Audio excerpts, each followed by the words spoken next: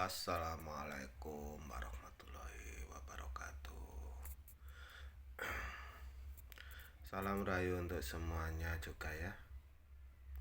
Begitu juga sehat tentram untuk semua anggota dan keluarganya.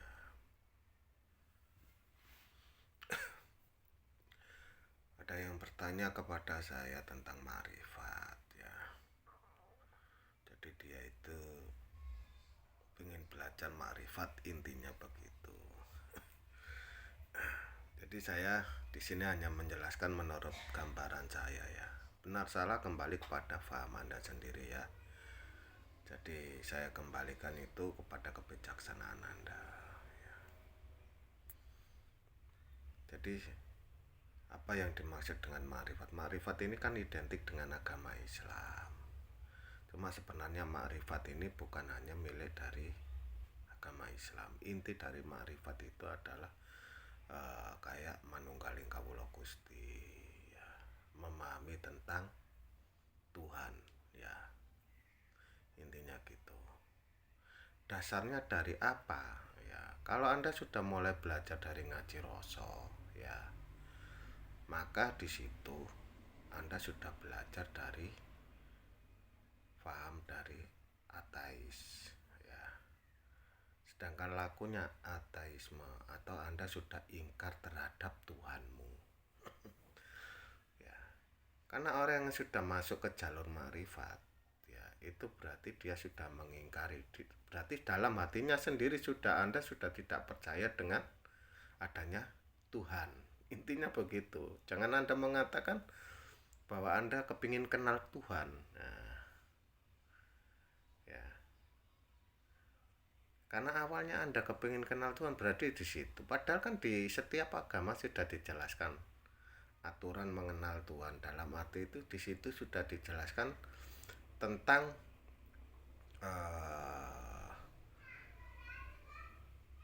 kuasanya Tuhan ya. Dia bisa menjungkir balikkan dewa-dewa itu ya kan. Dia bisa ngasih bencana, dia juga bisa ngasih kesejahteraan ya kan. Pada saat masih Anda kecil, Anda percaya dan mengimani, tapi sekali Anda masuk ke jalur kayak ngaji rasa, berarti Anda sudah mulai tidak mempercayai dengan adanya Tuhan ya. Kenapa bisa begitu ya? Karena berat Anda pada masa kecil Tuhan itu Maha Esa, Tuhan Maha mendengar, Tuhan itu. Tapi akhirnya ngaji rasa masuk, mosok sih. Nah, akhirnya Anda mencari tahu kata mosok ini. Anda berarti sudah mengingkari ya. Pengingkaran ini berarti Anda mulai mencari jalurnya Tuhan ya. Ngutak-ngotik ibarat macan turu iku mulai duduk-uduk ya, nek salah jalur iso dipangan dhewe. Ya semacam hal itu ya. Cuma dijelaskan ya. Berarti gini, setiap ma'rifat ya, di sini setelah saya kasih tahu hal tadi ya, asalnya berarti berawal dari Anda ketidakpercayaan ya.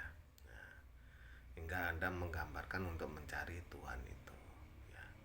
Ada yang menggambarkan wujud Tuhan ya, kayak di agama Hindu ya, ke agama Buddha, di agama Kristen, nah, begitu juga di Islam ya.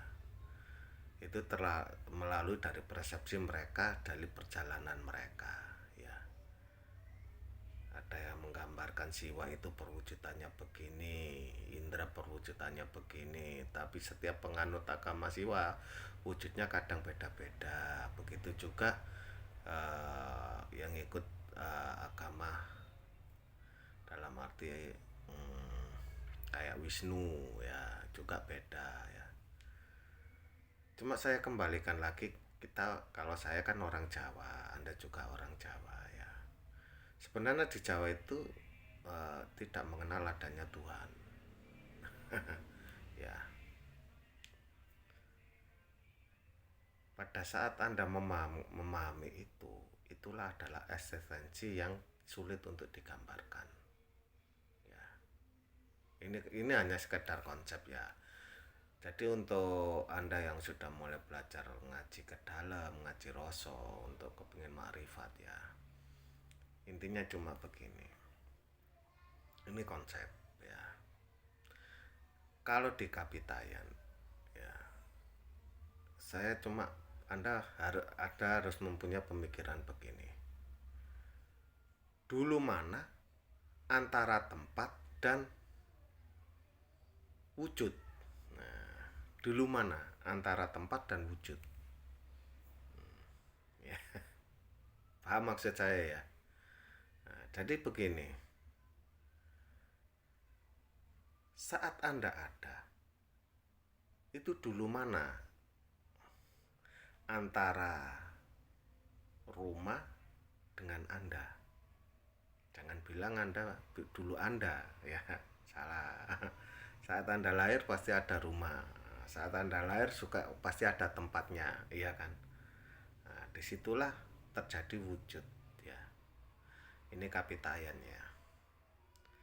Jadi di Kapitayan ini, semesta ini namanya alam semesta ya. Alam semesta masih mempunyai lapisan luar, yaitu namanya alam kekosongan ya. Maka di situ kalau di Islam ada namanya nukta, alam kekosongan, alam sebelum ada penciptaan. Tapi pertanyaannya ya, ini Kapitayan, eksistensi antara wujud ya dengan tempat itu mesti dulu tempatnya daripada wujudnya. Nah, iya kan? Jadi tempat ini yang menghasilkan wujud ya. Anggap saja misalkan Tuhan ada, tapi sebelum Tuhan ada pasti ada tempat. Iya kan? Nah, pasti ada alamnya dulu. Sebelum kelak adanya Tuhan pasti ada alam. Itu logikanya begitu. Ini konsepnya Kapitayan mesti begitu ngaji rasanya ya. Ini saya jabarkan sedikit dari Kapitayan. Nah, jadi Kapitayan ini berdasarkan alam yang mewujudkan dari wujud, dari kekosongan, dari sebelum ada terciptanya sesuatu. Disitulah ada kehendak dari kekosongan itu untuk menciptakan wujud sebagai perantara untuk menyampaikan tentang adanya alam. Dia membutuhkan perantara untuk menyampaikan. Nah, begitu juga Anda membutuhkan perantara untuk menyampaikan aspirasi Anda, hingga mewujudkan ya. Salah satu misalkan Anda mewujudkan terjadinya presiden, itu lewat perantara Anda, pecahan-pecahan Anda. Nah, ambil saja semacam itu contoh. Begitu juga itu. Karena Tuhan ada itu pasti kalau Tuhan itu ada ya, penguasa itu ada, pasti ada tempat. Nah, tempat ini sebelum ada Tuhan pasti ada tempat dulu lah. Berarti yang menciptakan eksistensi kayak absolut itu adalah tempat kekosongan itu. Kekosongan yang menciptakan dari wujud. Ya, jadi semacam itu ya. Untuk lebih pahamnya nanti dipahami sendiri ya. Itu spiritual ya, termasuk dari pemahaman spiritual. Anda nanti bisa menjelaskan dan menjabarkan sendiri lewat ngaji rasa. Saya hanya menyampaikan secara singkat aja. Itu Kapitayannya. Berarti alam ini memunculkan wujud ya, gitu. Anggap saja rumah memunculkan wujud. Karena kamu dilahirkan di dalam rumah, kamu dilahirkan di dalam desa, kamu dilahirkan di dalam lingkungan, kemudian dalam desa, kemudian dalam negara, dalam semesta, iya kan? Nah, berarti berarti itu kehendak alamnya ya. Jadi alam yang membentuk kehendak semacam itu. Nah, ini yang perlu difahamkan ya. Ini menurut dari untuk mengetahui eksistensi dari sang penguasa. Nah, sedangkan ateisme itu adalah jalan. Berarti untuk memahami suatu Tuhan ya, itu bukan dibutuhkan apa-apa. Kalau Anda membayangkan suatu bentuk, Anda salah. Ya, karena wujud dari Tuhan atau penguasa sang pencipta itu adalah wujudnya jalan. Ya. Itu wujud jalan atau aliran. Maksudnya aliran apa? Jalan spiritual Anda yang mewujudkan.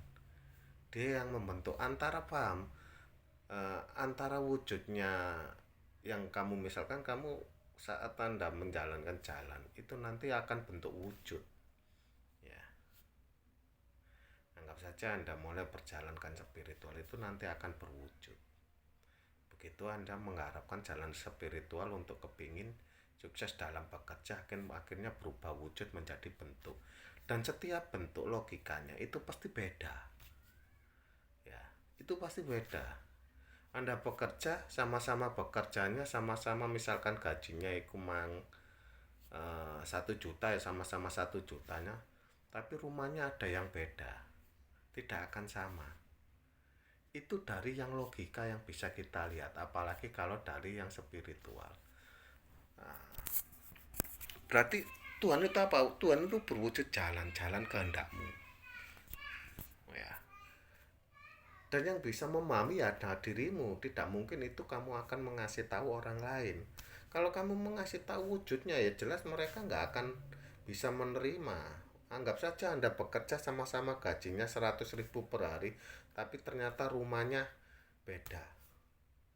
Kamu bangun rumah begini, satunya kamu aku loh gaji 100.000 iso bangun begini. Kalau kamu cerita sama satunya, mungkin dia tidak percaya, nggak mungkin lah. Jelas kamu ada tambahan. Nah, karena tambahan ini begitu juga kamu berjalan. Nah, jadi wujud jalan itu sudah ada tambahannya sendiri. Nah, semacam hal itu ya. Ini yang perlu Anda saudara pahami ya. Ini adalah konsep. Terus siapa yang bisa membentuk?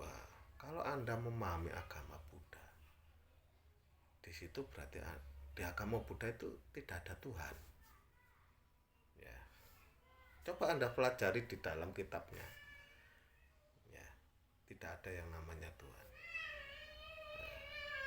Karena Buddha terbentuk dari manusia yang sempurna yang membentuk jadi Tuhan. Berarti agama Buddha itu termasuk agama ateis, dalam jalannya menjadi ateisme semacam itu. Itu kalau di agama Buddha ya, beda dengan Islam. Nah, dia membentuk kehendak. Nah, oleh sebab itu di agama Buddha ada alam kekosongan yang menciptakan. Nah, yang menciptakan dia menjadi God atau Tuhan. Nah, iya kan? Sang Buddha itu berasal dari manusia yang menjadi Tuhan. Asalnya dia beragama Hindu, kemudian memecah menjadi jalurnya. Dia lebih memahami secara spesifiknya ngaji rosonya. Ibarat ngaji rosonya sudah tinggi, dia bisa memilah-milah dari alam, bersinkronisasi dengan jalan Tuhannya. Nah, hingga terangkat dengan kesempurnaannya. Jadi semacam hal itu. Itu kalau di agama Buddha ya, beda dengan di agama Islam. Dan konsep ini biasanya di Kapitayan sama ya, karena di Kapitayan manusia bisa menjadi Tuhan, dewa, God ya, semacam hal itu ya. Nah, jadi semacam itu. Mungkin ini yang bisa saya jelaskan. Untuk selanjutnya, part selanjutnya mungkin nanti bisa kita sambung lagi ya. Mungkin cukup sekian. Kalau ada kata-kata yang kurang berkenan atau tidak selaras dengan pemikiran Anda ya silakan ya, karena karena saya sangat menghargai. Kalau tidak ada keselarasan, disitulah kamu akan menemukan jalurmu sendiri ya. Salam damai untuk semuanya, salam rahayu, sehat tentrem untuk semuanya. Assalamualaikum warahmatullahi wabarakatuh.